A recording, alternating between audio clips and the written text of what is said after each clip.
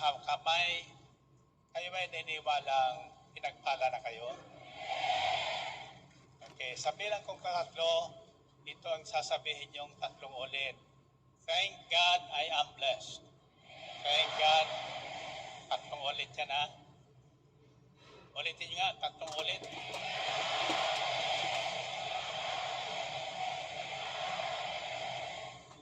Do you believe that? Isa, dalawa, tatlo.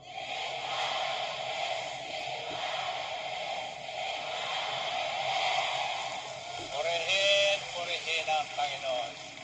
Okay, you may be seated. As I promised, we will look into the life of Abraham, the father, considered the father of our faith. Ang ama ng ating pananampalataya ay si Abraham. Natatandaan nyo, ipinagmalaki ng Panginoon kay Moses si Abraham. Ang tanungin ni Moses ang Panginoon, anong sasabihin ko sa mga Israelita? Sabihin mo sa kanila, ang Diyos ni Abraham, Isaac at Jacob ang may utos sa iyo. Diyos ni Abraham, Isaac at Jacob. Di ba? Malaking bagay yun. At ibig kong malaman nating lahat, kung itayo ating sasabuhay, tutulad tayo kay Abraham. Ibig sabihin, yung pangako kay Abraham pagpapala ay darating din sa atin. Amen ba? Tayo rin ang pagpapalain. May tatanong ko sa inyo, pag nasagot niyo ito, matutulad kayo kay Abraham. Ano sa tingin niyo ang pinakamahirap na parte ng ating pananampalataya? What is the most difficult part of our faith? Sino nagsasabing pagsunod? Sino nagsasabing pagbibigay? Kanya-kanyang kulay. Gusto nyo malaman? Tatawagin ang atir na ito. The last word is letter P, as in Pasay. TB Patrol.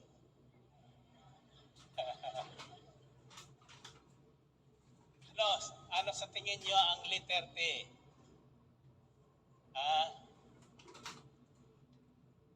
Ito ang pinakamahirap na parte ng ating pananampalataya, ang pagtitiwala sa Diyos. Trust. We will not obey, we will not become obedient to the Word of God if we do not trust God. Kung tayo ay walang tiwala, mahihirapan tayo pagdating ng mga pagsubok. Give up tayo agad. Ayaw na natin. Diba? Pero sa Abraham ay may tiwala sa Diyos. Bagamat pinakamahirap ang kanyang dinaan ng pagsubok, may tiwala siyang kahit nasunugin niya ang kanyang anak, siya ay muling bubuhayin ng Diyos. Bakit? Sapagkat ang pangako ng lahi ni Abraham ay magmumula kay Isaac. Naniwala kayo? Kaya sabi, according to John 14, chapter 14, Jesus said, trust in God, trust also in me. Magtiwala kayo sa Diyos at magtiwala din kayo sa akin. Kung wala tayong tiwala sa Panginoon, hindi natin makukuhang mag-survive sa mga pagsubok na darating sa atin. Pag may tiwala tayo sa Diyos, makukuha nating kahit nasa bingit tayo ng kamatayan, kahit na sinabi ng doktor, hindi ka makalalakad, hindi ka makapagsasalita, makapagsasalita ka, magpalalakad ka.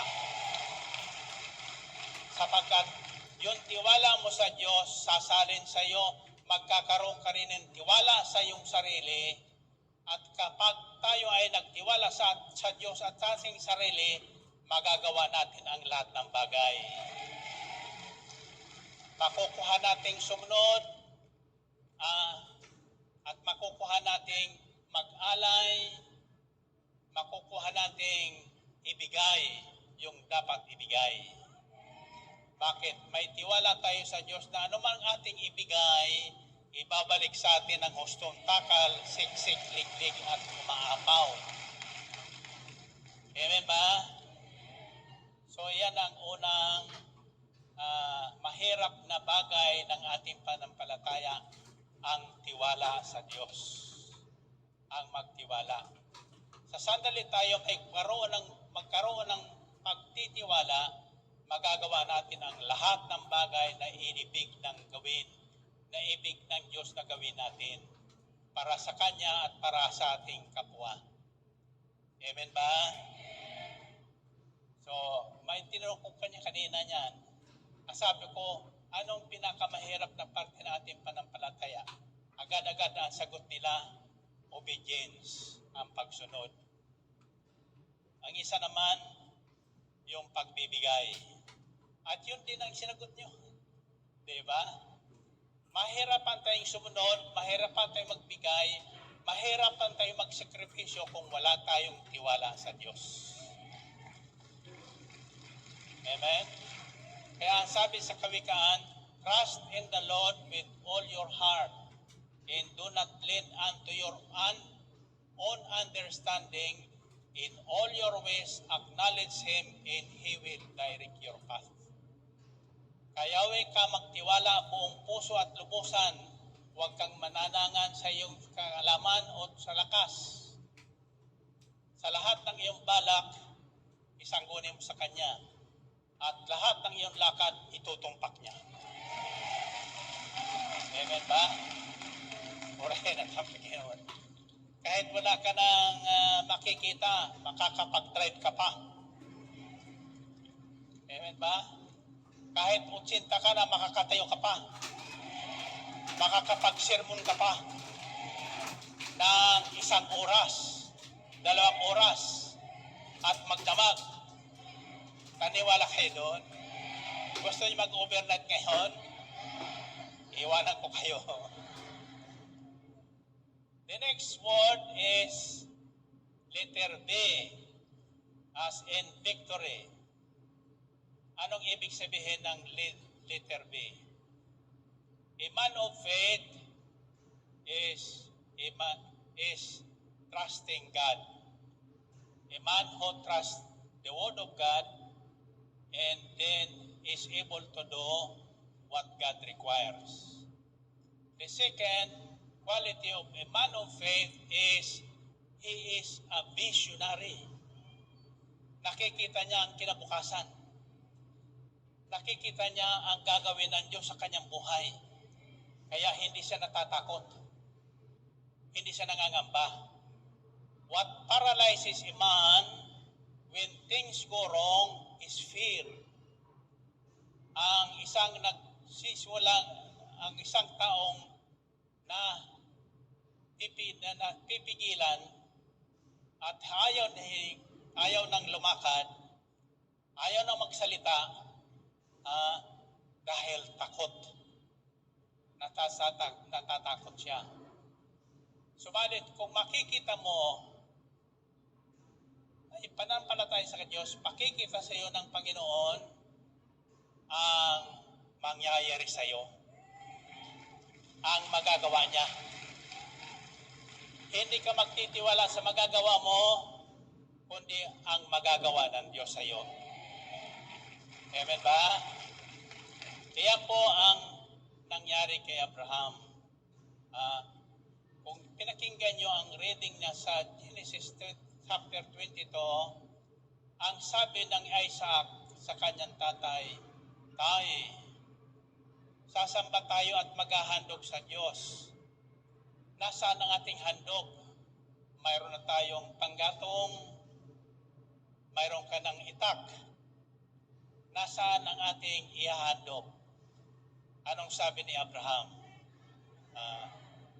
God will provide. Nakikita niya ang mangyayari.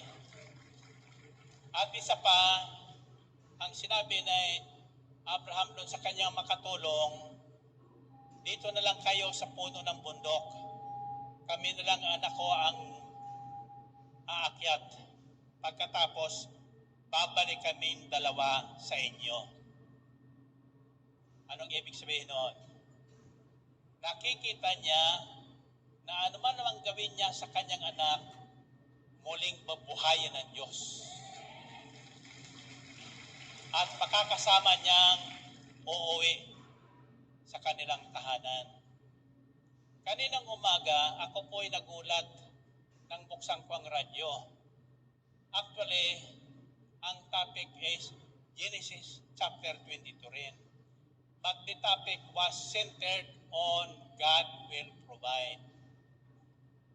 Ang pinagtataka ko, sapagkat madaling araw, ang tanong ko ay, ano ang mensahe ngayon? Then, the Spirit of the Lord brought me back to the testing of Abraham sa Genesis chapter 22. Ang buksan ko ang radyo, yun ang playback kaninang umaga. Nakinig ba kayo? Sino nakinig kaninang umaga? Ako, na-topic na pala yan. Pero iba ngayon ang mensahe. It's about Abraham, the man of faith. Kaya ang tawag natin sa ating 1+1, are you a man of faith? Ang sagot natin, yes, I am. If you are a man of faith, then you have these 3 letters, 3 words. You are trusting God, may tiwala ka sa Diyos, mayroon kang vision sa mangyayari sa kinabukasan. Nakikita mo na ang gagawin ng Diyos sa buhay mo ayon sa kanyang pangako. Nasundan niyo yon? Now, nang masunod ni Abraham yung utos ng Diyos, ang pangako binitawan sa kanya, surely I will bless you. Surely I will bless you. Anong ibig sabihin ng surely? Tiyak, pagpapalain kita sapagkat sinunod mo ako. Hindi mo ipinagkait yung mahalaga sa iyo, ang kaisa-isa mong anak. Hindi lang ikaw po ang hiningi ng Panginoon, kundi buong buo yung kanyang puhunan. Ang puhunan ni Abraham ay si Isaac, puhunan ng magiging salinlahi niya sa daigdig. Kaya ang pangako ng Diyos, dahil sa ginawa mo, pagtitiwala sa akin, pagpapalain kita at pagpapalain ko lahat ng salahing susunod sa iyo. Kasama tayo roon. Kasama tayo roon. Amen ba? So, ano yung salita? Trust. Trust. Pangalawa is vision. You should be able to see what's going to happen tomorrow. Anong gagawin ng Diyos sa buhay mo pagkaraan ng matitinding dagok sa buhay? Ngayon, maraming nawawalan. Napanood ko sa TV Patrol, yung isang inistats na bag, riding in tandem. Kasi bakit naka-display yung bag niya sa shoulder niya? Kaya malang halputin. Yung isa naman, nagte-text, naka-display yung kanyang bagong cellphone. Anong tawag doon? Bakit nakawan sila? Samantang balitang-balita naman yan na nangyayari sa ating kapanahonan ngayon. Laganap yan, nakikita sa CCTV. Bakit? Bagong cellphone, nanakaw. Anong tawag doon?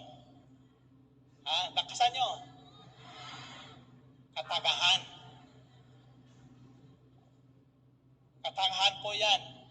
Don't display your wares, your important wares in public. You are inviting temptation. Nagdi-display ka ng mga bagay na hindi dapat i-display.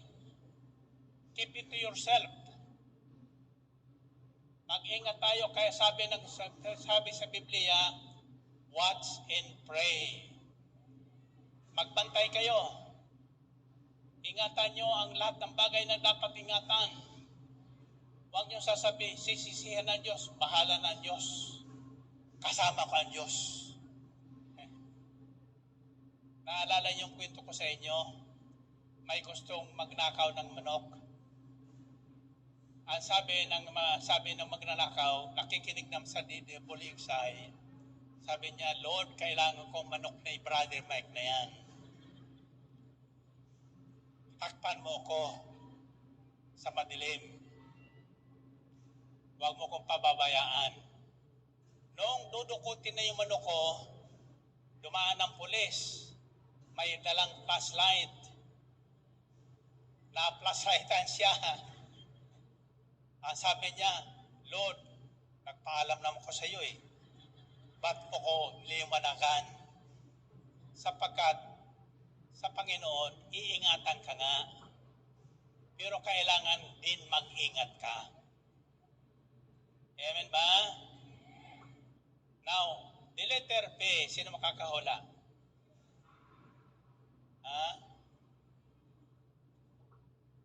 Provision.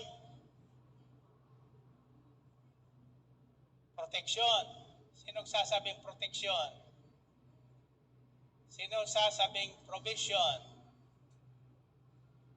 A man of faith trusts God. A man of faith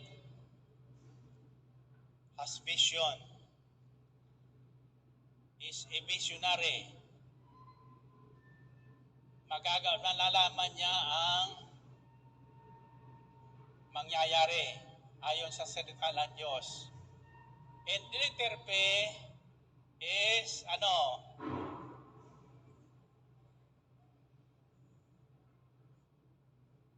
man of faith is prophetic. A man of faith is a prophet by himself. Ang sasabihin niya ay mahalaga. Saan niyo masusupungan yan sa tagpo ni Abraham? Ang sinabi niya, nang tanungin siya ni Isaac, nasaan ang ating handog? Mayroon na tayong apoy, panggatong, mayroon na tayong itak. Nasaan ang ating ihandog? Anong sabi ni Abraham? God will provide. God will provide. Sinabi na ni Abraham ang mangyayari, ang Panginoon ang magkakaloob. Hanggang ngayon, sinasabi sa bundok na yon, sa bundok ni Yahweh ay may nakalaan, pagpapala sa lahat ng mananampalataya, mananalig sa Kanya. Amen ba? So tandaan nyo yan. If you are a man of faith like Abraham, you will trust God.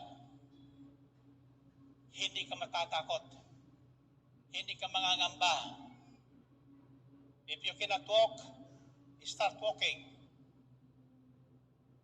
Yung mga inatake ngayon, marami tayo nangyayari niyan, biglaan. So pag inatake ka, pag stroke, yung high blood, either you will be totally paralyzed, you cannot think, you cannot talk. Ngayon, kung wala kang tiwala sa Diyos, manatili ka lang sa wheelchair. Masarap pa yun ang ka-wheelchair. Masasarapan ka dyan. Pag hindi ka rin nagsalita, hindi ka na makapagsasalita forever. Kaya nanatili sila doon sa kanilang kalagayan. Pero kung may tiwala ka sa Diyos, sasabihin mo, manggagaling sa bibig mo ang ibig mong gawin ng Diyos sa para sa iyo. Amen ba? Tasa kamay nyo. I shared this story several times. I will share it to you again. May nabasa kong patotoo ng isang pastor sa Amerika. Nagkaroon siyang stroke. Totally paralyzed siya. Ang sabi niya sa kanyang katulong, every morning, itong bubulong mo sa tenga ko. Pastor, in Jesus' name, rise up and walk. Ibinulong sa kanya yon, araw-araw, hanggang sa isang araw, nagising siya sa katotohanan. Walang mangyayari sa sinasabi ng aking katulong ayon sa aking instruction kung hindi ako babangon. Kaya isang araw, nang sabihin sa kanya ng kanyang katulong, Pastor, in Jesus' name, rise up and walk. Tumayo siya. At nagsimula siyang humakbang. And this pastor was able to fully recover his senses. Amen? Ngayon, kung ako kayo, yan ang gagawin nyo sa inyong sarili. Wala kang pera. Sasabihin mo agad-agad, lulukutin mo bulsa mo, sabihin mo, may pera tayo. May pera tayo. Amen ba? Kung wala ka pang anak, kumuha ka ng unan, ilagay mo sa tiyan mo, sabihin mo, buntis na ako. Nasusundan niya yun. So, a man of faith is trusting, has vision, it is prophetic. Sinasabi niya ang ibig niyang mangyari sa buhay niya. Kaya madalas sinasabi, aabutin ako ng 120. Gusto nyo? Sino ang ibig aabutin ng 120? Sapagkat iyan ang pangako ng Diyos. Pag tayo ay nanatili sa kalingan niyan Diyos, anong pangako niya? Siya ay bibigyan ko at gagantimpalaan ng mahabang buhay. Sabihin nyo, mahabang buhay. At nakatitiyak na ang tatamuhin niya ay kaligtasan. Ngayon ang tanong, huli, gusto niyong maranasan ito? Ang pangakong ito ng Panginoon kay Abraham. Gusto niyong ang pananampalataya ni Abraham ay mangyari sa atin sa Sabado.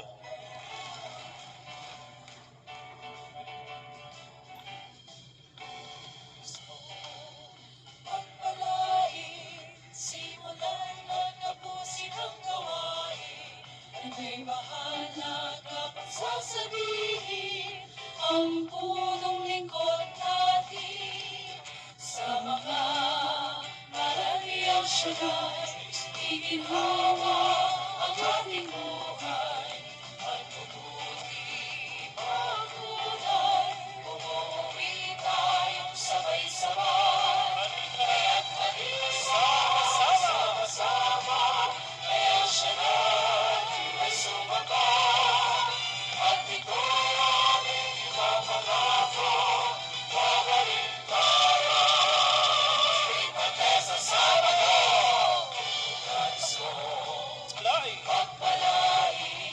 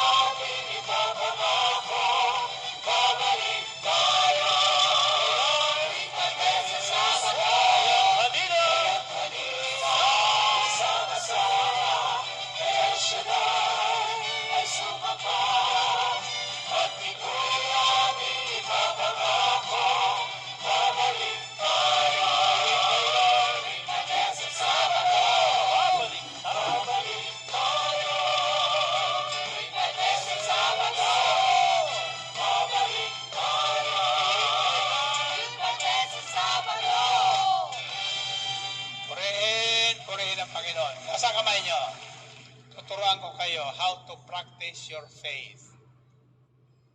Darating ang Pasko. Naniniwala ba kayo? Ngayon pa, i-visualize nyo na, i-imagine nyo no, yung pagpapalang darating sa inyo. Tingnan nyo, si Santa Claus darating sa bahay nyo. Amen ba? At sasabihin nyo na yung ibig yung dumating sa araw ng Pasko. That is how prophecy comes to pass. A man of faith trusts God. A man of faith is visionary. Nakikita ang gagawin ng Diyos para sa kanya. At sabi sa kasulatan, the God who calls the things that are not as if they are there is with us. Ang Diyos na tumatawag sa mga bagay na hindi na nakikita na parang nandyan lang. Ang pagpapala ng Diyos nandyan lang.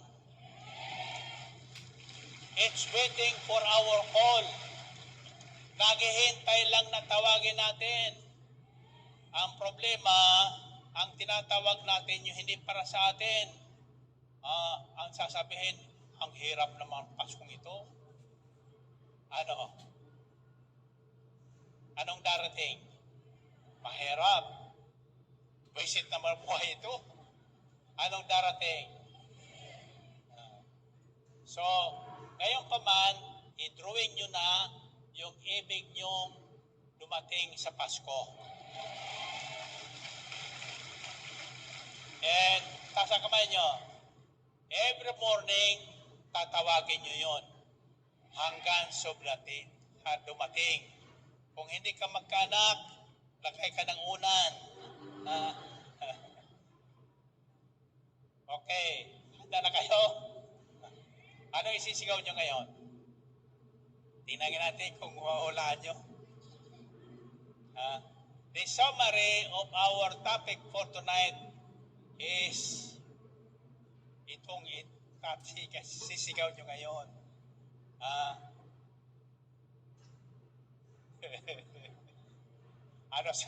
Sino makakahula? Thank God I am blessed.